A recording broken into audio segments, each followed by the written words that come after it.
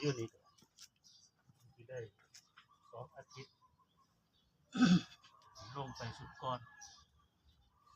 ตัวนั้นก็อีก1 อาทิตย์สามารถเอาไปขึ้นเสียงได้นี่เป็นกวางตุ้งฮ่องกงใบบุกบวกตุ้งฮ่องกงใบก็สิบวก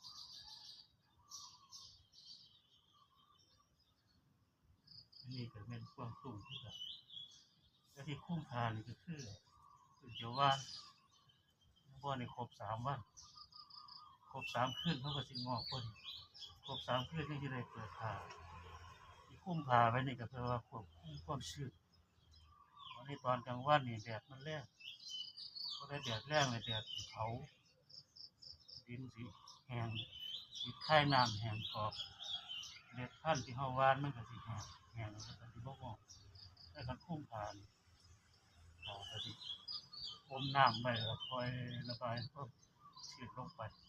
เพราะว่าเฮาได้พรมน้ำตอนเช้าครับตอนเย็นวันบางวันที่แดดแรงสุดๆเฮาก็ตอนกลางวันเฮาก็พรมน้ำเพราะว่าป้องกันบ่ให้แห้งแต่แห้งเม็ดเขาสิบ่งอกต้องไปควบคุมใช้เวลา3 วันเขาก็แตกออกจากเปลือกมันสิมีรากขาวๆออกมาก่อนถ้ารากออกมารากเขาสิมาดูดหาอาหารไปเลี้ยงลำต้นเลี้ยงไปก็ได้อย่างนี่ก็คือส่วนที่ลงส่วนหนึ่งที่เป็นโรงใหม่